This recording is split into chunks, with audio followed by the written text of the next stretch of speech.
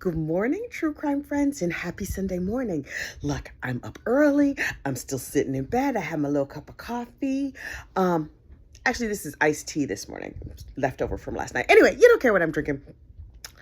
Look, we need to talk true crime. We need to talk about a couple of things. Okay, first of all, I'm on a new case this week, and that is, now look, you know how we do. There's the official name of the case, and then there is what I'm going to call it. So the official case is the state of Ohio versus Sydney Powell. What I'm calling it is the bonked her mama in the head murder trial, because that is exactly what happened. But look, first, like this video, subscribe to the channel, but you know we have to get into it. Let me give you a summary. Wait, I got to put my cup down so we can really talk. And then I have to give you the latest Shirley Strawberry news. But first, we need to talk about this Sydney Powell who bonked her mom in the head. First of all, number one, first and foremost, you're not supposed to bonk your mom in the head. Now, I know that, and you know that, but Miss Sydney, she was not clear on that. So this is what had happened. What happened was Sydney was a nice little girl over there in Akron, Ohio. She was doing real good in school. Everything was going great for her. Her parents loved her. She was a top student, blah, blah, blah. Okay, so she graduates high school. She decides to go off to college. She goes off to college. Everything is going good at first, but then things kind of went a little bit to the left. I think freshman year she was good. Sophomore year was like, Sydney girl, this first semester is not looking good. She went from being like dean's roll, honor roll, whatever, a student, to failing all of her classes. Everybody was like, ow. But she was in a sorority. She was busy. She was having bachelor night, whatever. You know, like when they get together and they watch The Bachelor, whatever. Okay, fine. She's doing good. I mean, she wasn't doing good her first semester, her sophomore year. So the school called her and they're like, hey, Sydney girl, what's wrong? And she was like, blah, blah, blah, blah, blah. She gave them some excuse. And they were like, okay, you're going to have to get it together or we're going to throw you behind out of here. And she was like, right. Okay, I'm going to get it together. And then she didn't get it together. And so come second semester, they were like, girl, you got to go. Now, look, you know that's not what they said. They was like, Sydney is a small private college. Everybody knows everybody. They were real sweet. Sydney, boo-boo, we're going to stroke your hair and tell you it's all going to be okay. But if you need us to talk to your parents, she's like, I don't need your help. They're like, do you need counseling services? Because you could go see the nice therapist. She's like, nah, I'm good. Her sorority sisters were like, hey, Sydney girl, your grades are slipping a little bit. You okay? She's like, yeah, I'm fine. She kept pretending like everything was okay. So finally, the school was like, we tired of this heifer. So they sent a letter to her house like, you out. You can't stay here. You got to go. And so she signed for the letter so mom and dad wouldn't find out. Meanwhile, she's telling her parents like, yeah, everything is fine. She's telling everybody everything is fine. She goes home from Christmas break, comes back from Christmas break, and moves back in the dorms. Meanwhile, she knows she got kicked out. You know, she was like, well, I'm not trying to ruin Christmas. So the dean kept calling her and like, girl, we told you to move out. Finally, they were like, you just got to go. Now, you can take your stuff on your own. We can escort you. You give me your key. Give me your key right now. So she was like, right. Okay. So she turned in her key. And then the school thought she moved home. They was like, oh, okay, cool. Meanwhile, the parents were like, why is Sydney at the house all the time? She's supposed to be over at school. Now, the school was not that far from her house, like 30, 40 minutes away. So mom and dad were like, what's going on? Finally, her father calls the school and was like, hey, how come y'all ain't cash my check? And they were like, this heifer don't go here no more. And so the dad was like, right, I'm going to call her mom and let her mama deal with this because, you know, moms are good with this. So the father calls the mother. The mother is a social worker. Child. So father calls the mother. It's like, can you go home and talk to your child? Because the school is saying some stuff and can you get to the bottom of it? So the mama comes home and calls the school. People's in a meeting, so the people going to call her back. So bring, the phone rings. Her mother, Brenda, hello. At the same time, Sydney walks into the room. And Sydney was like, oh, who was on the phone? And the mother was like, oh, I'm talking to the school right now. Sydney was like, oh, okay, I'm going to be right back. So Sydney takes her behind to the kitchen and gets an iron skillet and a steak knife. Now, Sydney girl, if you had the common decency to know that you need to go pick up an iron skillet, you also should have been like, maybe I should put this skillet down and maybe not bonk my mom in the head with it. So the mother was talking to the school on the phone. And then according to the school, this is what they hear. Bonk, bonk, bonk, 6 or 7 bonks. And then the line goes dead. And the school was like, oh, this has gone horribly wrong. So they keep trying to call. They're trying to get the phone number for the local police down there in Akron, whatever. Finally, they get the phone number. They keep calling Brenda, Sydney's mama. And finally, somebody picks up. They're like, oh, good. Maybe she's not dead over there on the floor. Okay. Hello. And they were like, can we speak to Brenda, please? Here goes Sydney. This is Brenda. The dean was like, Heifer, I know your voice. Remember all the meetings we have? I remember your voice from all the meetings. They were like, we know this is not Brenda. Sydney, put your mama on the phone. Click. Sydney hangs up the phone. The school is like, hello, 911 down in Akron. Actually, I think they called the main number. And they were like, y'all better send somebody over there because that heifer sound like she done bonked her mom in the head. So the cops go over. Meanwhile, Sydney has bonked her mom in the head 6 or 7 times and then stabbed her in the neck with a knife. Wow. And then the father called and was like, Sydney, I'm getting strange phone calls from, like, I have friends in the police force and people calling me saying, what's going on? They said, the father was like, Sydney, what's going on? Sydney was like, nothing. Sydney, girl, what did you think he was going to do? Your mama's dead like a carp on the floor. She had a knife sticking out her neck. And you're going to be like, I'm just going to get some mop and glow and clean this up? No. So they call. The father was like, Sydney, what's going on? Sydney was like, nothing, everything is fine. They were like, why the police are calling me saying they're on the way to the house? Sydney was like, somebody broke in. I'm running for my life. And so the father was like, okay, Sydney, girl, I'm going to be home in a minute. So Sydney runs. She breaks out a window. The cops show up and she's screaming hysterical. Oh, there was robbers. They broke in the house, blah, blah, blah. Meanwhile, she covered in her mama's blood, right? She not that bright. A criminal mastermind, she's not. So the cops show up. Sydney's hysterical. And then they got her on body cam. She's like, oh, I'm so hysterical. There was a robber. And then she like falls over and she goes into a catatonic state and they take her off to the nervous hospital or whatever. And they're like, okay, she's certifiable, like literally crazy, has all these different mental ailments, whatever, right? So mama's dead. Mama just dead, all bonked up in the head, skull flat, 6 different ways, whatever. So they do a little examination. They're like, okay, Sydney girl, why you bonk your mom in the head? And she was like, I don't know. Where am I? What day of the week is it? Blah, blah, blah. Her mental state was very compromised. Okay, so clearly she's insane. Fine. But, was she insane when she answered the phone and tried to pretend like she was her mama? Was she insane when she broke the window out and said a robber did it? Like, at what point did the insanity kick in?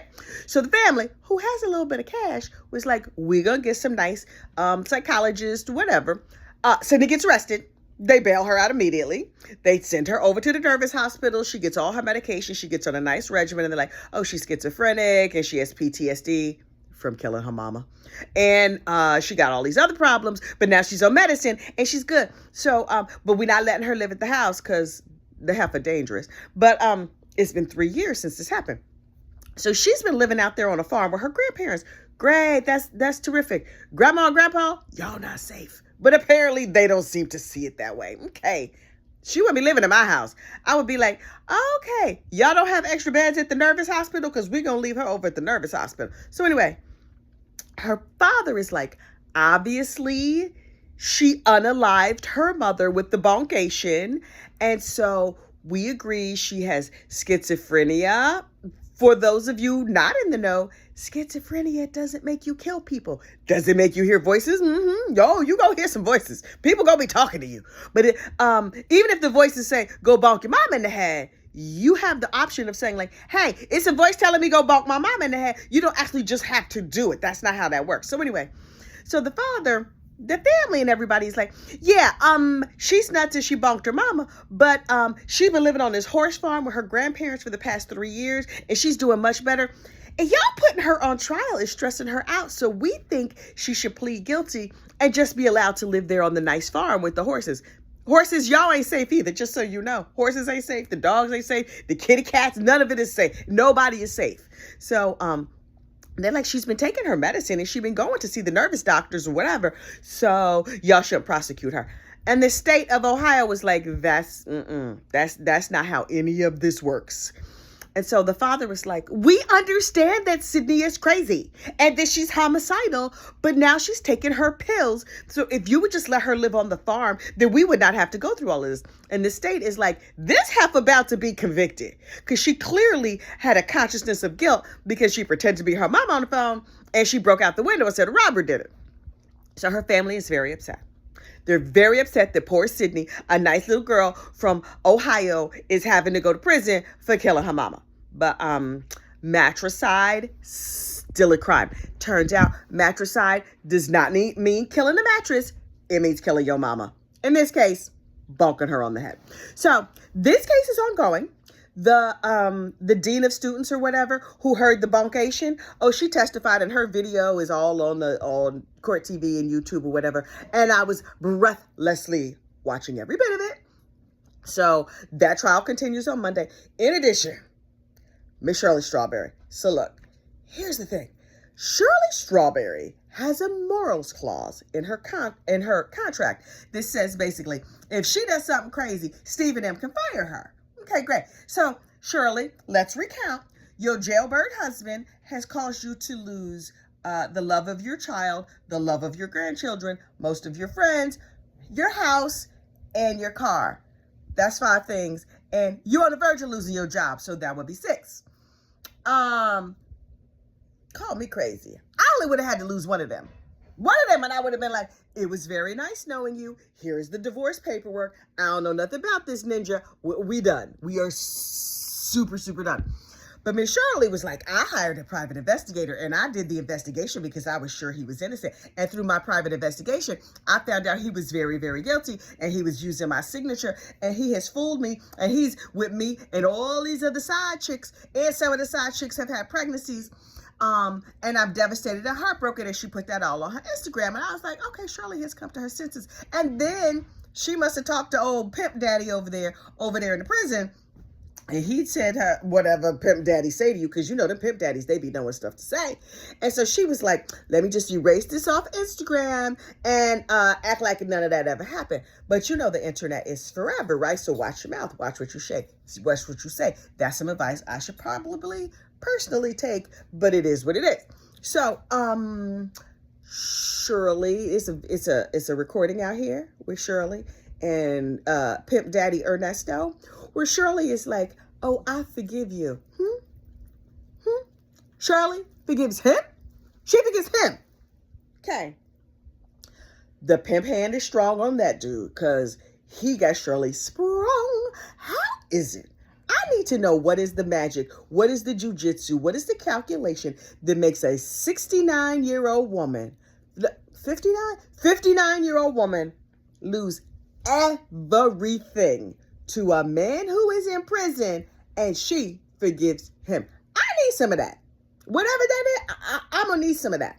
I'm going to give me a line of billionaires and just have them give me all their stuff and then beg me for my forgiveness for me taking their stuff. Because really, that is what we are dealing with. That boy, he not new to this game. His pimp hand is strong. And if he got Shirley sprung like this, guarantee you it's 3 other chicks with money doing the same thing who think Shirley is a fool, but they all sprung too. I'm not knocking the hustle. Initially, I was mad at Shirley. Now, kudos to Ernesto, because clearly Shirley is in the position she want to be in. And while all the Shirley Strawberry news is coming out, so you know tongues is wagging about Shirley Strawberry. Well, if we're going to talk about Shirley Strawberry, you start Googling Shirley, Steve Harvey come up. Now, Steve Harvey's situation all up in the news. Marjorie, his wife, his gold-digging wife, Marjorie, her game is crazy. Oh, her and Ernest, they went to the same school of pimpation, because this is what Miss Marjorie has done. For the uninformed, Marjorie Harvey is Steve Harvey's 65th wife. I think she like his 3rd or 4th. Y'all know how I play around here. I'm not going to be your 4th wife. I don't care what happened to the other 3. I'm not 4th wife material. I'm 1st wife material. I might be 2nd wife material. After that, and I can only be 2nd wife material if you old. Preferably a billionaire with a heart condition and no children and no distant relatives. You know, and no prenup. But whatever. Okay. So Miss Marjorie has been, I said the other day, I reported here live on the Gossip Channel that Miss Marjorie had been married to a well-known drug dealer, which got her the name Lady Heron. Okay. And for those who don't know, Heron is the hood way of pronouncing heroin, because I guess if you say heroin, your pinky is out. But if you say heron, you just like from the hood or whatever. I don't know how that works. But Miss Marjorie has 3 children, apparently by 2 fathers. Okay, that happens. Whatever. I got some kids by 2 different daddies too. But I'm a married lady now, whatever. Holden turned herself into a housewife, but that's another story for another day. Anyway, see what I said. Remember what I said about watching what I say on the internet? That was one of them things I probably could have edited out, but I don't know how to edit, so it's just gonna stay in here. But anyway, Lady Heron was married to not 1, but 2 drug kingpins. Okay, okay, she pretty, but I didn't think she was that kind of pretty. Does it do magic? Does it? When she first got together with Steve, they were like, oh, so-and-so used to date Marjorie. They say she go hard in the paint. Well, that is a sports ball reference. And I don't know nothing about no sports ball.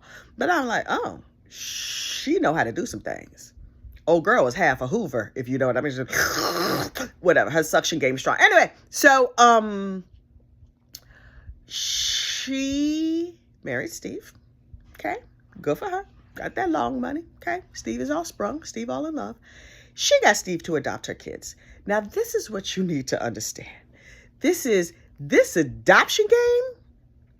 This adoption game is next level. The adoption game is for women who went to Pip-Asian school. You ain't just learn it out here in the streets. You're not an amateur. You are a professional if you are up on this adoption game. So look, this is how this works.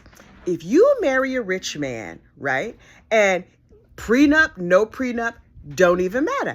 You're going to get you some money when you get divorced because you can unmarry somebody by divorcing them. If you adopt somebody, oh, please don't lay on the dog. My husband just came upstairs. If you adopt somebody, you can't unadopt them, right? So say you get divorced and then you just stuck with that $30,000 a month that you getting on your prenup. Okay, you got your $30,000 a month. But then when you die, when that dude dies, he don't get nothing else. But if there is an adoption in place, those kids will continue to get his money, right? Because you can't unadopt somebody. If it was me, you know how I'm out here looking for me a rich billionaire. I don't want him to marry me. It might be smarter to have him adopt me. And if it's family money, if his daddy and them got money, so even if he disinherits me, I could get money from the other people in his family because I'm still part of that family tree. Marjorie girl, when you starting classes? Because I'm about to sign up. Her and Ernest could have a joint school. I'm about to sign up and I'm going to graduate cum laude from that university, Pimp University, because Marjorie got her game on lock. Okay, so look, word on the street is that her and Steve Harvey have not lived together in a minute. Now, they be up on the Instagram and they be in pictures together, whatever, but they not really like together like that. And Marjorie's out here, they say she's trying to get a divorce. Steve is like, our marriage is fine. Our marriage is perfect. Blah, blah, blah, blah, blah, blah, blah. Let's go take a picture together, Marjorie, for the social media so people believe that we are together, but I don't know if they really together. Additionally, there's rumors out here that Marjorie is getting it in with the help. Very Tiger Woods, because you know how much Tiger Woods loved the help. Ooh, Tiger Woods love a nanny. He love a waitress. I think that's like a power dynamic thing. But Marjorie has only ever dated rich men. If Marjorie is now dipping and dapping with the help, that means she has scored herself a big enough bag that she don't even have to keep going after these wells. She could just dip and dap with the help. She reportedly has a little thing with Big Boom. Now, again, for those who don't know, Big Boom is Steve Harvey's long-term bodyguard. Boom wrote a book called If You Want Closure in Your Relationship, Start With Your Legs. Honey, this whole story is crazy. But Marjorie is supposedly dipping and dapping with Boom, who is the bodyguard, also the personal chef. Bodyguards be chefing now too? Chefs be bodyguarding? Those seem like two different skill sets to me, but what do I know? So, I will continue to do my investigation on gold digger extraordinary Marjorie Harvey, and Big Boom, and Steve, and Shirley and Ernest. Nephew Tommy, who else from the Steve Harvey Morning Show got a scandal? Everybody know Nephew Tommy was just like getting with everything with legs, but then he got married. And now he's like, oh, I'm a married man. I'm going to give you the wisdom of a married man. But boo, you've been with that girl for like 30 years and you've been married to her for like 6. Okay. We know you was getting with everybody in town. But that's not a violation of the morals clause in a contract, apparently. But Miss Shirley got played and she might get fired. That seems unfair to me. But look, that's your Sunday gossip, rumor, and innuendo. We're going to be back tomorrow morning with more updates. I got to get together and get this lunchtime true crime situation going. And then for those of you who are members, you know we do a bedtime check-in every night. We just get together, have a little unfiltered kiki, and we talk about what there is to talk about. Y'all have a great Sunday, and I will talk to you soon. Bye. How do I turn this?